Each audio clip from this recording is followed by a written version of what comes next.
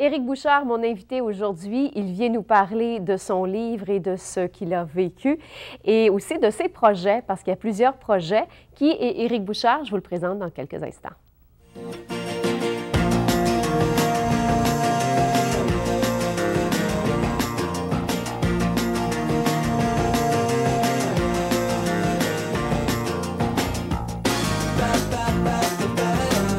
Bonjour et bienvenue à cette émission. En fait, c'est ce livre, quand même, un petit livre, mais rempli d'émotions, rempli de ce qu'il a vécu. Il nous raconte ça avec beaucoup de générosité. Éric Bouchard qui a écrit La rage de vivre et c'est à compte d'auteur. Et Éric est de la région, il est de Saint-Félicien. Il vit maintenant à Québec et il nous raconte son histoire aujourd'hui. Vous allez voir, il y a des projets absolument magnifiques. Alors évidemment, il tenait à être dans sa région pour présenter ce livre-là. Ça fait à peine, même pas 2 mois, que ce livre est sorti et déjà, il y a plusieurs personnes de la région ici qui se sont procurées ce livre-là. Alors, La rage de vivre, Éric est avec nous. On y consacre l'émission au complet aujourd'hui.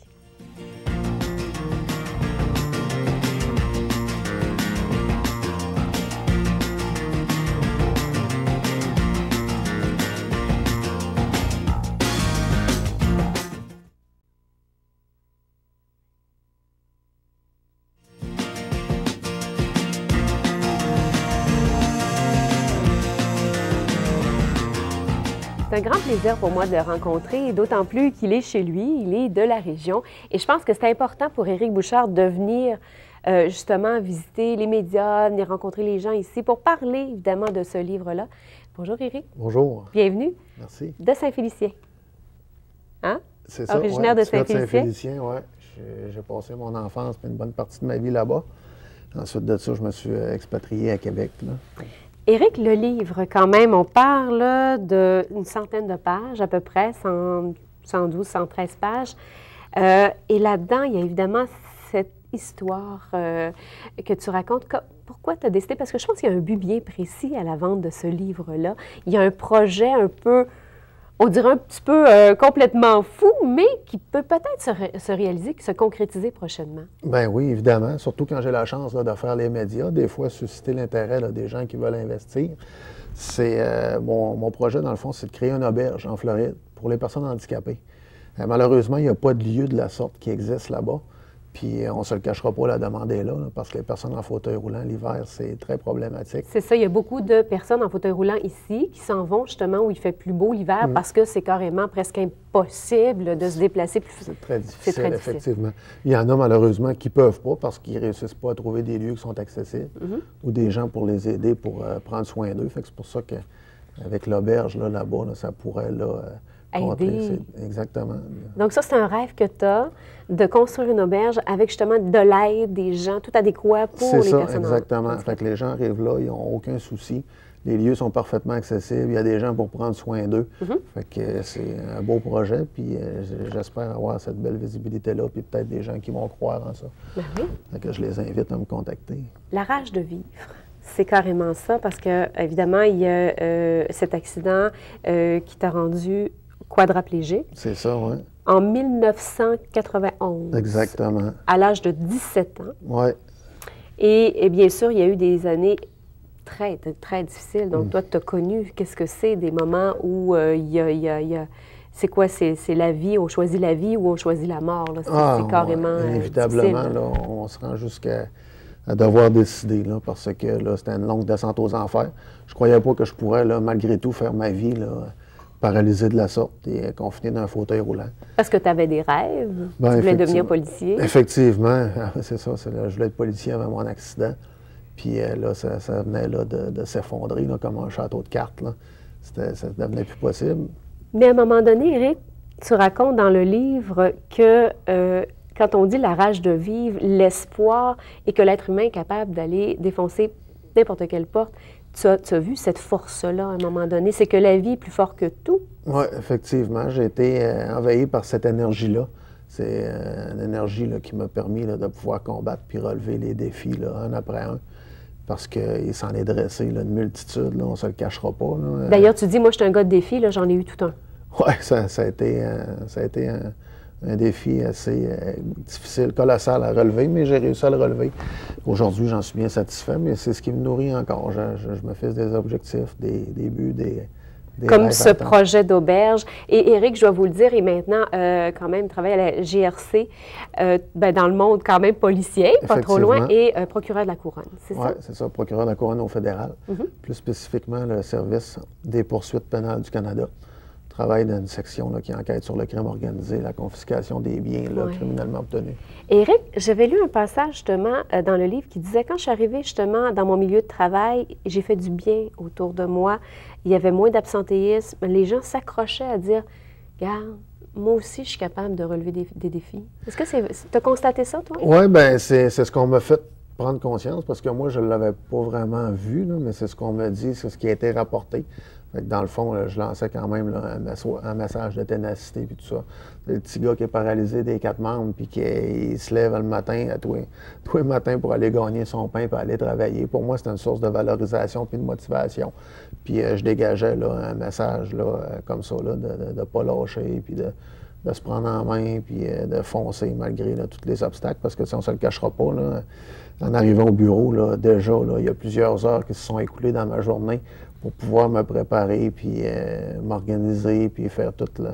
C'est plus compliqué, c'est ça. Oui, effectivement, ça devient plus compliqué, puis plus long aussi, des simples gestes là, banals comme se brosser les cheveux, se brosser les dents, se vêtir, s'habiller, simplement ramasser un crayon par terre, t'sais. Tous les gestes maintenant, là, le temps est décuplé, mais on doit prendre le temps de faire tout ça, puis c'est des petites victoires à chaque fois qu'on réussit à obtenir ça, mais c'est une satisfaction un peu, puis c'est ce qui me nourrit. On va aller à la pause, Éric, on va revenir. Et j'aimerais parler du premier chapitre qui parle de la prémonition. C'est quand même assez intriguant tout ça. Alors, je reviens là-dessus. Restez avec nous.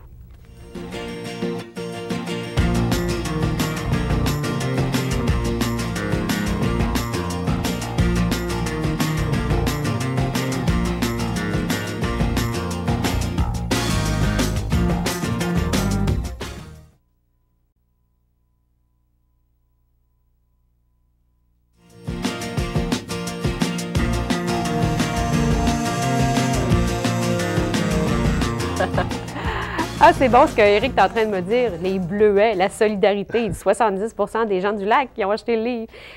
C'est vrai, ça. Quand on parle de solidarité, d'ailleurs, tu as mis ta belle chemise bleue aujourd'hui, faire à l'honneur aux bleuets de la région aujourd'hui, Éric. Non, mais c'est vrai, c'est que tu sens cette solidarité-là ici dans la région. Ah, c'est incroyable. Tu sais, les gens du Lac-Saint-Jean, Saguenay-Lac-Saint-Jean, les bleuets, là, tu sais, c'est des gens fiers. Puis on le constate là, parce que je les sens là, derrière moi. Là, ils sont fiers de moi, la solidarité est là. Puis tout près de 1000 exemplaires de vendus en si peu de temps. À compte d'auteur. Il faut dire qu'Éric, c'est ça pour toi. C'est important de dire, bon, moi, là, j'ai fait ça à compte d'auteur, tout seul. Et c'est pas évident d'entrer dans l'industrie des libraires, des librairies. Et puis, quand même, là, tu commences à t'approcher un peu, mais c'est important de dire qu'il est sur Internet. Oui. Ce livre-là, les gens le commandent directement sur Internet. Oui, ils commandent directement sur Internet. Puis j'ai quelques points de vente, là, parce que l'intérêt, là, soulevé, là, des places, là. Et les commentaires, quand on va... Allez-y sur le site d'Éric, vous allez voir des extraits, d'ailleurs, du livre. Et les commentaires, c'est complètement incroyable. Les gens sont tombés littéralement en amour avec toi, avec le livre, avec ton histoire aussi. Ils s'accrochent à ça. Ouais, tu sens que tu fais du bien aux gens? Oui, bien c'est sûr. C'est un message d'espoir que je voulais véhiculer. Aussi, démystifier la personne handicapée. C'est pas parce que tu es assis dans un fauteuil roulant là, que ta vie est finie. Là. Au contraire, encore plein de belles choses qui peuvent s'adresser devant toi. La vie, c'est un sac à surprise. Puis comme les gens vont le constater aussi, là, comme on en discutait aussi, c'est l'aspect de la prémonition aussi qui rend mon livre particulier. Exactement. J'aimerais qu'on revienne là-dessus. Le premier chapitre, quand vous entrez justement, il y a la préface, et bien sûr, et tout de suite, c'est la prémonition. Tu avais vu ça venir, toi? Oui, je le ressentais. C'est vraiment particulier. Puis ça m'habitait, là. C'était vraiment une idée qui était... Tu sentais ça comment? C'est difficile un peu à définir. C'est une impression que tu avais? Oui, c'est en dedans de moi. Là, je ressentais ça.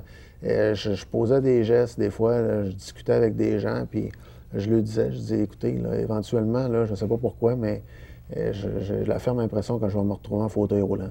Voyons donc, tu l'avais dit à des gens de ta famille? Oui, de ma famille, des proches, des amis. Même à un moment donné, je dis à mon père, je dis, écoute, si jamais m'arrive quelque chose de même, là, il dit, il va falloir que tu m'aides. Je ne sais pas si je vais avoir la force de pouvoir vivre comme ça, mais finalement, la vie... C'était assez puissant pour que tu dises, je vais aller en parler à des proches. Ah oui, puis je voulais comprendre pourquoi je ressentais ça.